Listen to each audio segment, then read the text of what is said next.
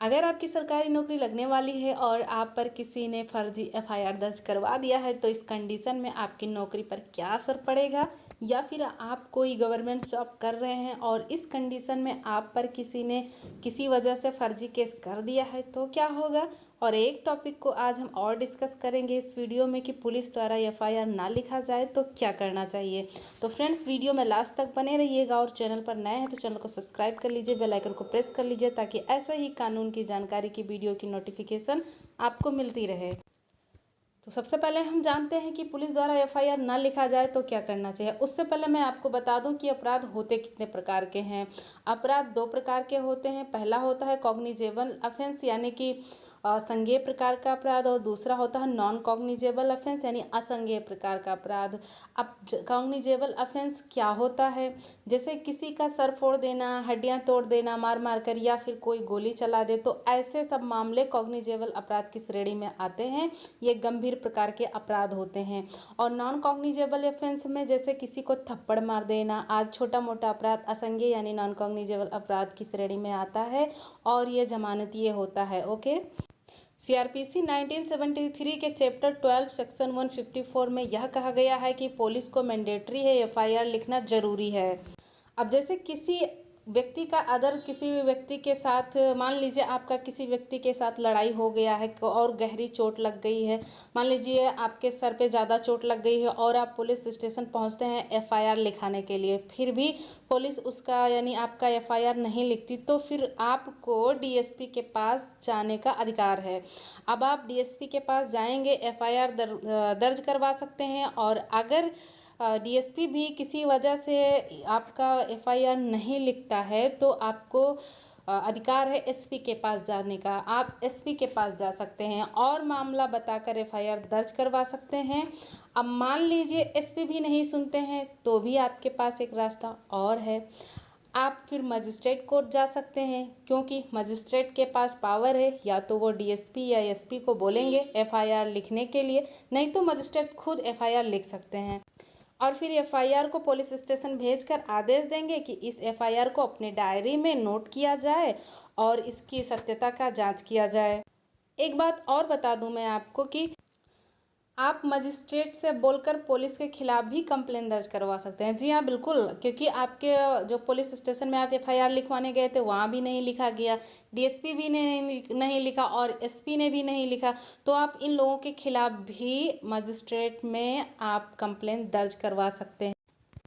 आप समझते हैं कि आप पर किसी ने फर्जी एफआईआर दर्ज करा दिया है और संगीन अपराध में एफआईआर दर्ज हुआ है, जैसे कि किसी व्यक्ति का मारपीट हुआ किसी और व्यक्ति के साथ, तो उसने उस व्यक्ति के साथ साथ आपका भी नाम एफआईआर में दर्ज करवा दिया, जबकि आप वहाँ थे भी नहीं, किसी पुरानी दुश्मनी की वजह से ऐसा कर दिया, तो ऐसे फर्जी एफआईआर को फर्जी एफआईआर कहेंगे। और ये एक लेकिन ये हुआ तो एफआईआर ही आपके ऊपर, तो अब पुलिस क्या करेगी, क्योंकि ये संज्ञेय अपराध में एफआईआर दर्ज हुआ है तो यहाँ पुलिस आपको वारंट नहीं दिखाएगी, आपको अरेस्ट करके ले जाएगी, और ऐसे मामलों में आप वारंट मांग भी नहीं सकते हैं। तो ये हुआ फर्जी एफआईआर की, ऐसे एफआईआर में पुलिस आपको गिरफ्तार करके ले जाएगी। अब ऐसी स्थिति में आप अपने पिताजी या किसी रिलेटिव को डीएसपी ऑफिस या एसपी के ऑफिस जाइए, लेकर विथ प्रूफ जाइए कि घटना के वक्त आप वहाँ मौजूद नहीं थे, क्योंकि आप नहीं थे तो आपके पास कुछ ना कुछ प्रूफ तो होगा ही ना, कि आप जैसे दोस्त के यहाँ थे या कहीं और थे, विथ प्रूफ। और इनके पास ये ऑर्डर भी होता है कि ये ना अरेस्ट करने का भी आदेश पुलिस वाले को दे सकते हैं। ओके। अब मान लीजिए डीएसपी या एसपी भी नहीं सुन रहे हैं जिनके पास आप गए हैं, तो आप एंटीसिपेटरी बेल लेने के लिए जा सकते हैं। बिल्कुल, अगर आप गिरफ्तार नहीं हुए हैं तो आप किसी अच्छे वकील से संपर्क कीजिए और अपने डिस्ट्रिक्ट कोर्ट में अग्रिम जमानत ले सकते हैं। ओके, यानी एंटीसिपेटरी बेल ले सकते हैं। अब मान लीजिए आपको गिरफ्तार कर लिया गया है फर्जी एफआईआर में, तब क्या करना होगा। तब भी आप बेल ले सकते हैं। हाँ, जो बेल होता है वो होता है रेगुलर बेल होता है। हाँ, इसमें थोड़ा लंबा प्रोसेस होता है पर बेल इसमें भी मिल सकती है। और हाँ, आप फर्जी एफआईआर में हाई कोर्ट भी जा सकते हैं विथ प्रूफ कि आपने कुछ नहीं किया है, फर्जी में फंसाया जा रहा है। अगर डीएसपी और एसपी या डिस्ट्रिक्ट कोर्ट द्वारा मामले की सुनवाई ना हुई हो तो आप इन सब प्रोसेस से फर्जी एफआईआर में निरस्त कर दिए जाएंगे, क्योंकि आप को निर्दोष हैं और आपने कोई गुनाह नहीं किया है, आप पर फर्जी एफआईआर किया गया है। तो आपका जो है डिस्ट्रिक्ट कोर्ट ने भी फैसला आपके पक्ष में नहीं किया है तो आप हाई कोर्ट भी जा सकते हैं विथ प्रूफ, और वहाँ पे जाकर आपको न्याय मिल सकता है और आपका एफआईआर निरस्त कर दिया जा सकता है। अब देख लेते हैं कि अगर फर्जी एफआईआर होने पर नौकरी पर क्या असर पड़ेगा। मान लीजिए किसी के ऊपर फर्जी एफआईआर हो गई तो उसके नौकरी पर क्या असर पड़ेगा। अब मान लीजिए किसी गवर्नमेंट स्कूल का कोई प्रिंसिपल है और उन पर फर्जी एफआईआर दर्ज हुआ है कि उन्होंने किसी व्यक्ति को मार पीट कर उसका हाथ पैर तोड़ दिया है, जबकि प्रिंसिपल ने ऐसा कुछ नहीं किया है।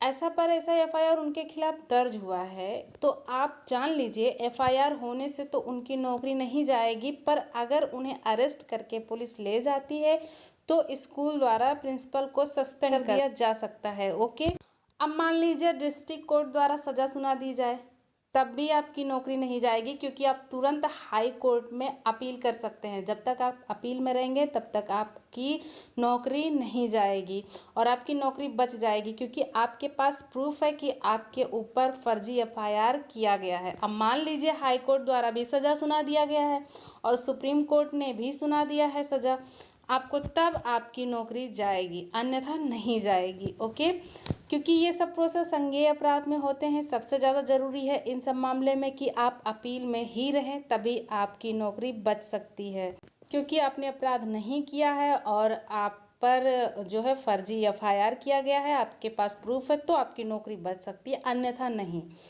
अब बात करते हैं स्टूडेंट के लिए। मान लीजिए स्टूडेंट के ऊपर एफआईआर हो गया है, तब उसको जॉब जो है उसकी जॉब लगेगी या नहीं लगेगी।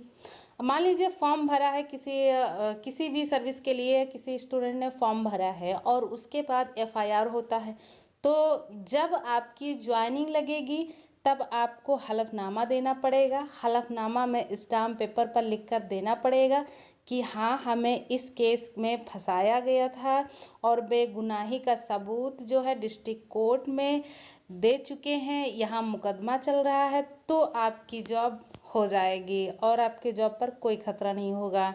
और अगर आपने फॉर्म नहीं भरा है और उसके पहले ही एफआईआर आपके ऊपर दर्ज हो गया है, तो फॉर्म भरते वक्त आपको वहाँ भरने का ऑप्शन आता है कि क्या आपके पास कोई या आपके ऊपर कोई एफआईआर या मुकदमा तो नहीं है।